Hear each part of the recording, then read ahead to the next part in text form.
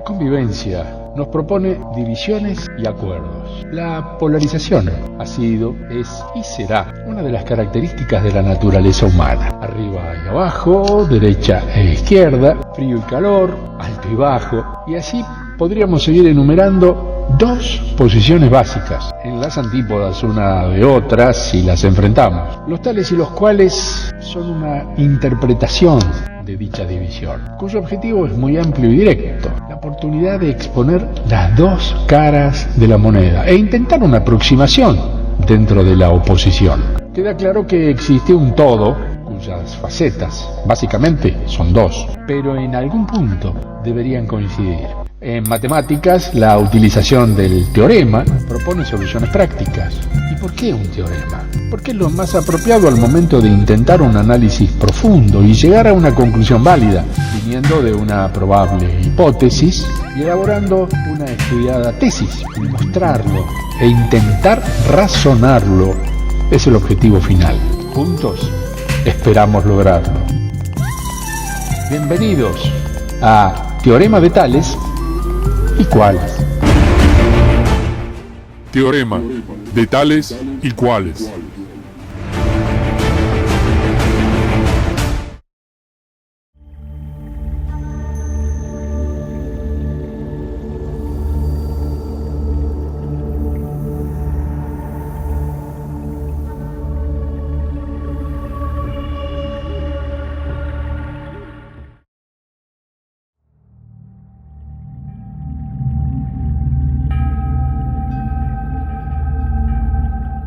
Para algunos es una moda que con los años dejará de ser tal. Para otros una mentira disfrazada de utopía. Para quienes creemos en el amanecer de un nuevo tiempo, fundamentar nuestras vidas en el calendario maya es la garantía de llegar a vivir el futuro. Si es occidental y con los pies bien puestos sobre la tierra, no escuche este audio. Bueno, suena el despertador. Te levantás a regañadientes. Una ducha rápida, un frugal desayuno y salís a la calle a enfrentar el día. Y así todos los días. No importa qué hagas o a dónde vayas. Siempre estás dominado por esa vuelta de sol por sobre tu cabeza llamada día. Con el pasar de los años te encuentra la madurez y luego la vejez, momento en el que las reflexiones se encuentran con la pared del reproche. ¿Por qué no hice tal o cual cosa en mi vida? Hoy no estaría como estoy. El rosario de excusas suele ser interminable, pero el resultado deriva en un mismo punto. Hemos vivido una vida plagada de obligaciones y regida por el tiempo. Esclavos de él, no medimos las consecuencias de su rigor. Simplemente nos dejamos llevar. Según la ciencia, el tiempo es una experiencia psicológica. Es algo totalmente subjetivo. Un lapso puede ser eterno, aunque pequeño, o fugaz, aunque extenso, dependiendo de qué sensación nos produzca internamente, de cómo vivamos la experiencia, etc. De modo que hubo que establecer convenciones que designen un patrón común a todos. Horas, minutos, segundos. Por otro lado, Freud, ya a principios del siglo XX, nos dirá que el inconsciente es atemporal, carece de tiempo lineal, a tal punto que hechos aparentemente pasados están presentes en la realidad psíquica del individuo. Y luego es Lacan quien, profundizando lo que Freud inició, nos dirá que en el inconsciente se producen series temporales de apertura y cierre, y que existe en el psiquismo no un tiempo lineal solamente, sino una sincronía y una diacronía, estableciéndose una relación de prioridades según tiempos lógicos y no cronológicos. Esto indicaría que, según algunos de aquellos que indagaron sobre la psiquis, el tiempo, tal y como lo conocemos, el tiempo de relojes, el tiempo en términos de pasado y futuro, lisa y llanamente, no existe. Si lo consideramos a nivel del cuerpo, bueno, ya es conocido que nuestros cuerpos se manejan según el reloj biológico, reloj interno que lo regula. Elevémonos ahora a las estrellas. ¿Acaso tienen tiempo de reloj? Y los árboles y las flores dicen, bueno, es 21 de marzo, empieza el otoño, así que voy a deshojarme. O el perro dice, son las 12, así que quiero comer. No es difícil inferir que todo en la naturaleza, y te recuerdo que somos naturaleza aunque hagamos todo lo posible para olvidarnos de eso, se maneja por ciclos. Pero ciclos nada tiene que ver con horas y minutos mecanizados. Si profundamente nos preguntamos qué es el tiempo de relojes y para qué lo usamos, si hilamos fino, no nos quedaría otra opción que pensar que para lo único que sirve el tiempo mecanizado es para eso, para mecanizarnos. Porque si hay algo para lo que sí necesitamos los relojes mecánicos, es para saber de vencimientos de facturas, de horarios de entrada y salida a trabajar, de cuánto ganamos por hora de trabajo, etcétera, etcétera, etcétera. Por lo que ahora se hace comprensible que las frases que más nos han hablado del tiempo son las ya mencionadas. El tiempo es tirano y el tiempo es dinero. Somos esclavos del tiempo. Envejecemos porque estamos mentalmente atados al tiempo de relojes. ¿Acaso una estrella envejece? ¿Acaso una galaxia envejece? Sencillamente cumplen ciclos.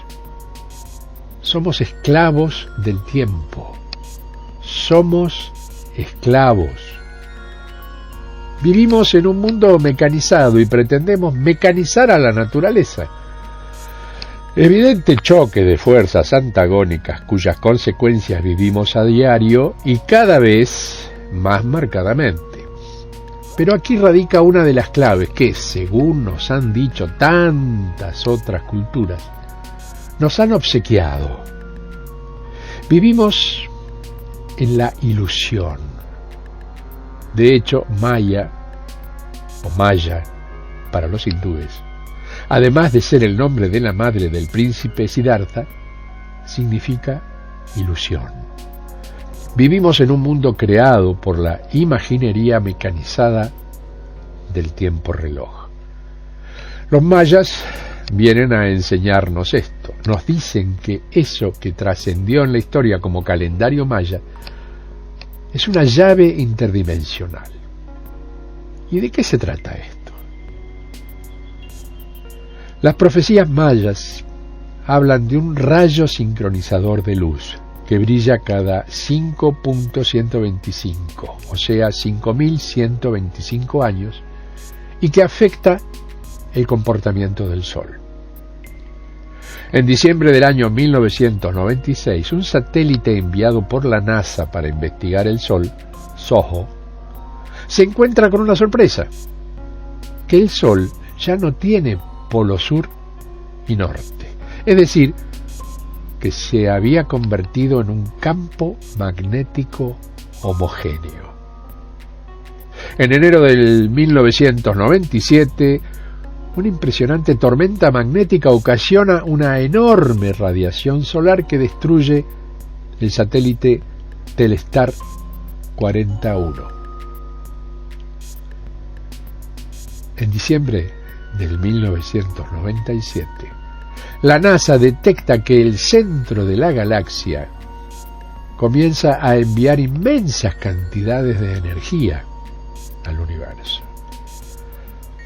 Desde entonces, el campo electromagnético de la Tierra, una serie de líneas que se encuentran alrededor del planeta y que actúan como un imán, se ha movido y ha disminuido su potencia de 4 Gauss en 1996 a 1,5 Gauss en la actualidad. Gauss es una unidad de medida de fuerza por centímetro cuadrado de superficie, y esta medida se está acercando a cero. Esto es bastante grave. Los rusos hicieron ensayos con sus cosmonautas fuera del campo magnético de la Tierra, apagando un campo magnético artificial que era generado por sus naves, es decir, con magnetismo cero. Encontraron que al principio los cosmonautas se agitaban, luego se ponían agresivos entre sí y por último enloquecían completamente. Así descubrieron que la fuerza electromagnética tiene poder sobre la conciencia y la razón. Cuando se acaba, la gente enloquece. El hombre utiliza la tecnología para producir campos electromagnéticos. Además, todos los seres humanos tenemos nuestro propio campo. Solo tenemos que aprender a activarlo conscientemente.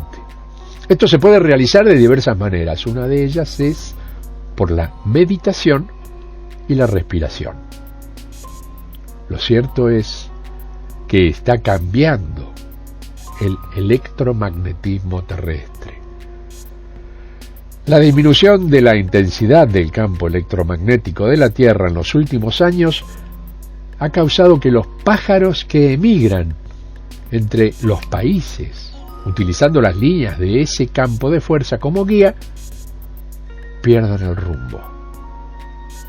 Lo mismo está ocurriendo con las ballenas, que encallan perdidas en las playas. En las últimas 2 semanas de septiembre de 1994 hubo un bamboleo en el campo electromagnético que obligó a los aviones en vuelo a aterrizar manualmente y no por instrumentos. La situación pareció normalizarse en octubre. Sin embargo, durante julio, agosto, septiembre y octubre del 1996 se registró una anomalía muchísimo más grande y larga.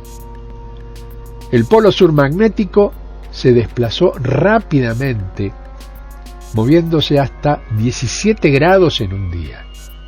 Después regresó casi a su posición original, obligando a todos los aeropuertos del mundo a reimprimir sus mapas aeronáuticos.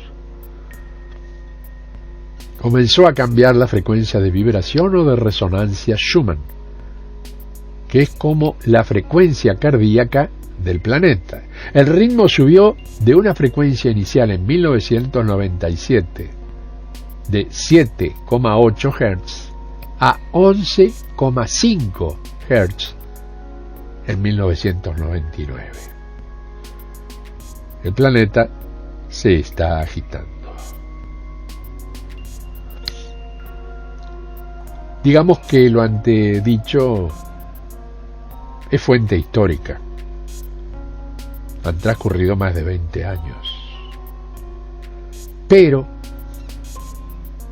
hagamos hincapié en algo muy importante. Los mayas ya lo sabían.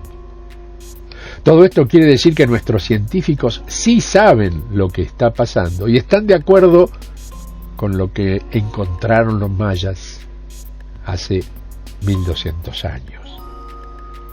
Miles de sacerdotes, astrónomos y matemáticos mayas se decidieron a medir, registrar y estudiar durante siglos al Sol, a todas las estrellas y planetas.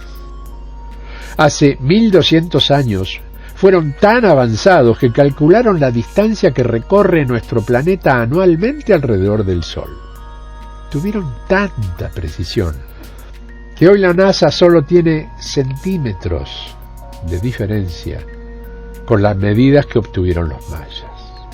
Calcularon que la Tierra daba la vuelta al Sol en 365.2420 días. Actualmente, el año de Greenwich es de 365.2422 días. Una increíble diferencia de solo 17 segundos y 28 centésimas, es decir, una 10 milésima por año.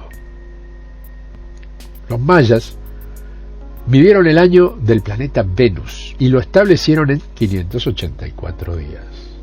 Actualmente la NASA dice que la medida es de 583,92 días, prácticamente la misma. Su ciencia astronómica estaba 1000 años más adelantada que la de todos sus contemporáneos. Sus más altos sacerdotes estaban dedicados al registro diario y al estudio de los movimientos del Sol, la Luna, todas las estrellas y planetas. Encontraron los pulsos que recibe cíclicamente el sistema solar del centro de la galaxia. Construyeron ciudades como Tulum, rodeadas de murallas, no para defensa, sino para usarlas como puntos de referencia para la aparición del Sol y los planetas. En matemáticas, eran muchísimo más avanzados. Descubrieron el cero 500 años antes que los árabes. Su sistema aritmético es vigesimal, es decir, contaban de 20 en 20. Un sistema con base en el número 2, lo que lo convierte en un sistema binario armónico con el universo. El mismo que utiliza la naturaleza para la división de las células. También utilizan los números de manera simbólica, convirtiéndolos en entidades mágicas, seres armoniosos que cuentan una historia. Tenían el calendario más exacto hecho por cualquier civilización antigua sobre la Tierra, 1000 años más adelantados que sus contemporáneos. Un calendario que sirve para sincronizar el ciclo de la Tierra, la Luna y el Sol con el universo. Los mayas interrumpieron su calendario en nuestra época, 1999, época alrededor del cambio del milenio. ¿Será que querían llamar nuestra atención hacia estas fechas? La segunda profecía maya dice que a partir de agosto de 1999 la locura se apoderará del planeta y la única forma de evitarlo es sincronizándose con los ritmos de la naturaleza. La humanidad vive una época de cambios especiales para todas las culturas de la Tierra. Para estas culturas el cambio de los tiempos es parte de la escala evolutiva del universo. Sin embargo, la civilización occidental atraviesa esta época con miedo, pues los libros que preparaban al hombre para este proceso se han perdido.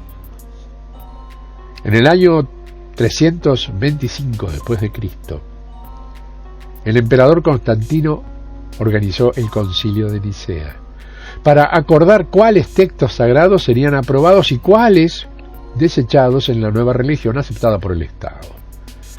Eliminaron 25 textos bíblicos y más de 20 documentos de soporte, entre ellos el libro de Enoc. Los aprobados fueron condensados y reinterpretados, convirtiéndose en lo que conocemos actualmente como la Sagrada Biblia. Esto nos dejó una herencia incompleta de la sabiduría contenida en los textos originales, eliminando información de quiénes somos, de dónde venimos, por qué estamos aquí y qué podemos esperar que suceda.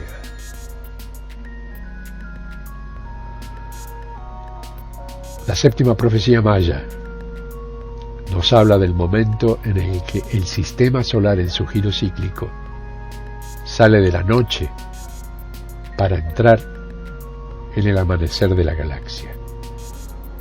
Se dice que en los 13 años que van desde el 1999 al 2012, La luz emitida desde el centro de la galaxia sincroniza a todos los seres vivos y les permite acceder voluntariamente a una transformación interna que produce nuevas realidades. Que todos los seres humanos tienen la oportunidad de cambiar y romper sus limitaciones, recibiendo un nuevo sentido, la comunicación a través del pensamiento. Los hombres que voluntariamente encuentren su estado de paz interior, elevando su energía vital, llevando su frecuencia de vibración interior del miedo hacia el amor, podrán captar y expresarse a través del pensamiento y con él florecerá el nuevo sentido. Desaparecerán las leyes y los controles externos, como la policía y el ejército, pues cada ser se hará responsable de sus actos y no habrá que implementar ningún derecho o deber por la fuerza. Se conformará un gobierno mundial y armónico, con los seres más sabios y evolucionados del planeta. No existirán fronteras y nacionalidades. Terminarán los límites impuestos por la propiedad privada y no se necesitará el dinero como medio de intercambio.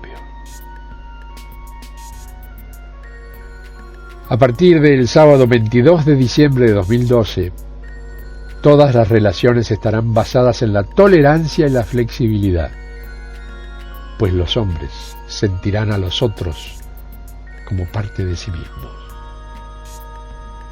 Tú eres otro yo.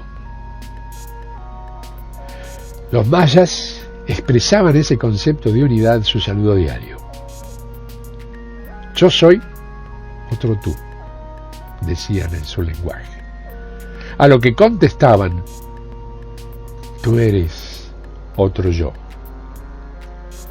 En sus calendarios dejaron dicho que esta época que estamos atravesando es el final de miles de años de invierno y oscuridad, donde la evolución espiritual se lograba a través del miedo y del sufrimiento.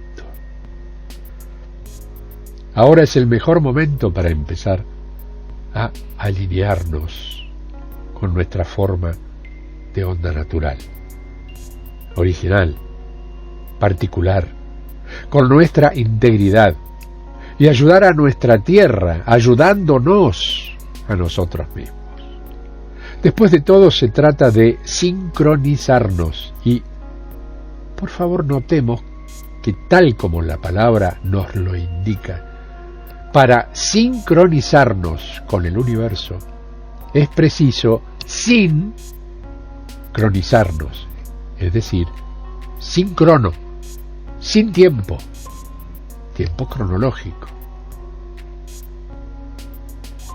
Intentémoslo y veremos los resultados. Mi abrazo de siempre. Hasta la próxima.